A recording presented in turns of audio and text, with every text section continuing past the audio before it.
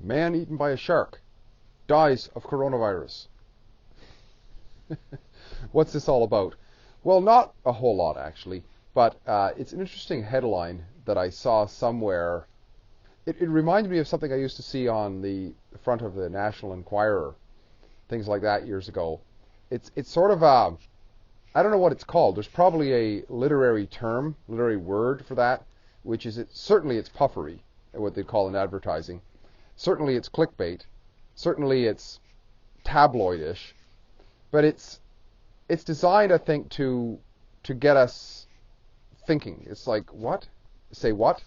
You know, like the other day, for example, I was working with this guy, and we were talking about this social distancing. And there's this one ad that runs on the news, that runs on the radio all the time, that says, 2 meters, 6 feet. You must maintain 2 meters, 6 feet. So we worked it out, and it's almost 13 feet. That's quite a distance, right? 2 meters, 6 feet is about 13 feet, almost, a little shy of 13 feet. And when he was talking about that, I remembered reading these instructions on the back of this paint preparation product. It's a derust agent. Reading the instructions, and it said you must apply this stuff between 5 degrees Celsius and 90 degrees Fahrenheit. Which, it's one of those things again, like, why would you put two dissimilar things in the same line? Man eaten by a shark dies of coronavirus. Well, it's meant to be humorous. I didn't read the article. I just saw this line somewhere. I saw this headline somewhere, and I thought it was really interesting. And it's interesting because, in so many ways, it's interesting because of Clown World, about how crazy things are. It's interesting because it's actually true, apparently. I mean, I don't have direct evidence of it, but from what I've been told, credible sources, there have been hospitals and so on declaring somebody dying with coronavirus or of coronavirus. Meanwhile, they were basically dying anyway. So, did they die of coronavirus or did they not? Like, would they have died? They had coronavirus when they died. Man eaten by a shark had coronavirus, dies of coronavirus. Well, probably not. He probably died because the shark swallowed. Right? So, I mean, these are kind of crazy things. But I think there's value to it. There's value to it in terms of the shock value. And of course, if we're in business and we want to get people to look at what we're looking at, because I've heard it before that even years ago, that many people are subjected to 20,000 messages a day. And it's probably way more now with all the social media and stuff like that. Unless we can stand out. Like, I know I don't stand out, so who am I to talk? But sometimes I try to talk to myself about getting some sense into me. I mean, this beard doesn't make me stand out, and so on. But we have to. And of course, a guy like Trump, I mean, a lot of people love to hate him. I think we got to ask why they do, because it's got nothing to do with Trump. I mean, they don't know Trump, right? So it's like the old saying, a lot of times if we don't know ourselves, how can we possibly know somebody else? So people make caricatures of somebody, and then they hate that. Now, there's a lot to be studied as to why that is, but nevertheless, Trump, love him or hate him, we have to admit the guy is a master of puffery.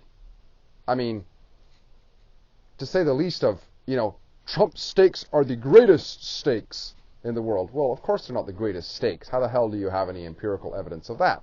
But that's known as puffery. And anybody who can come not from politics, you got to understand, Trump is the only U.S. president who was never employed by the government. He was never in politics. He involved himself in politics, of course, because in order to get a zoning done in communist New York, you'd have to be, wining and dining the right people for sure, but he was never directly in the offices of. He set out to become president.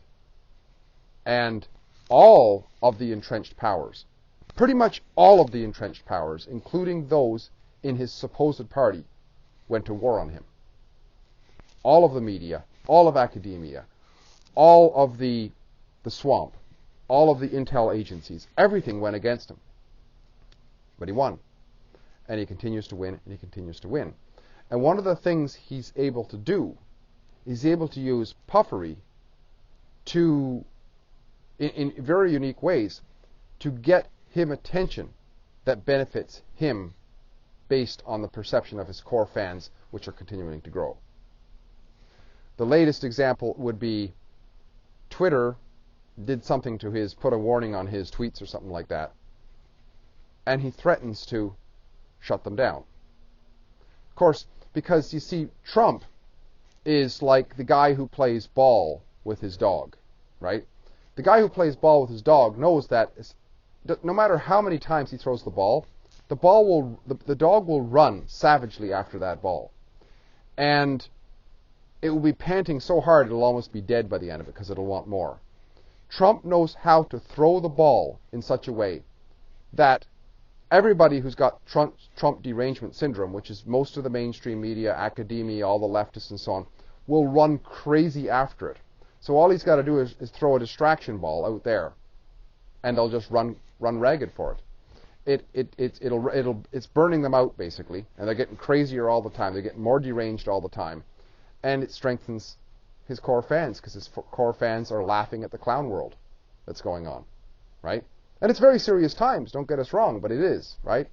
So I think the lesson here, if we can learn anything from the masters of what they do, is it's to be able to use puffery in some way to get attention, as long as we're not doing it maliciously. I mean, think about it. We do this sort of thing all the time. And business people, what do they wear?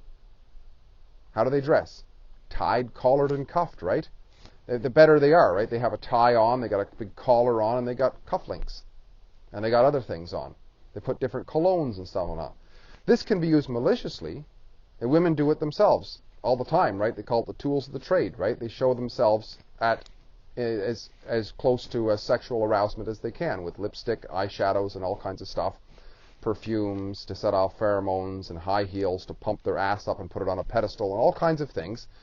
They do this sort of thing to get attention, because in a competitive world where we're vying for whatever we're trying to get something done and involve others in what we're doing, we have to get their attention first. Now we have to deliver once we get their attention, but we have to get their attention first. And I think as long as we're not as long as we don't disappoint, we over-deliver rather than under-deliver. Once we get people's attention, we're doing a service. And provided that what we're providing, there's a double use of the same word, right?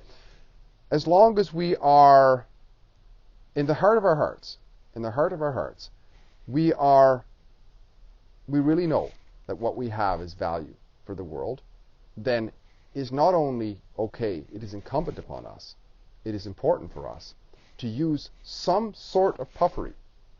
I displayed this idea. I did a presentation about a year ago, and I don't think anybody in the room got it. But that was my fault, I guess, because I didn't use the right puffery and so on. But I wore this big goofy hat when I went out on stage. And my point was that sometimes we have to step out of the norm to get attention.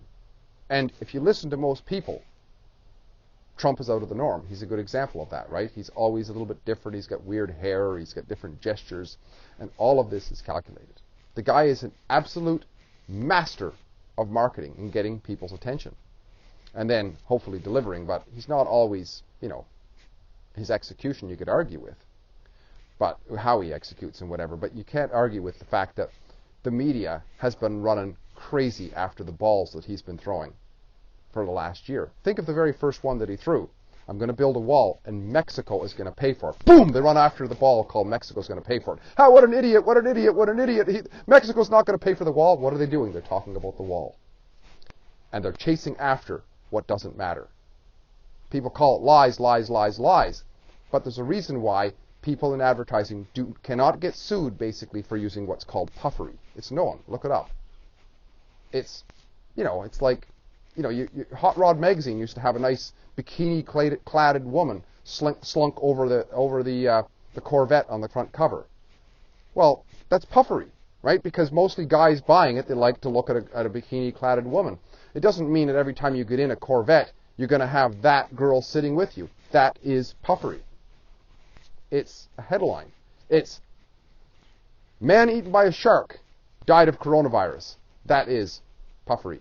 And I think it's something we have to learn and use to some extent to get attention as long as we deliver.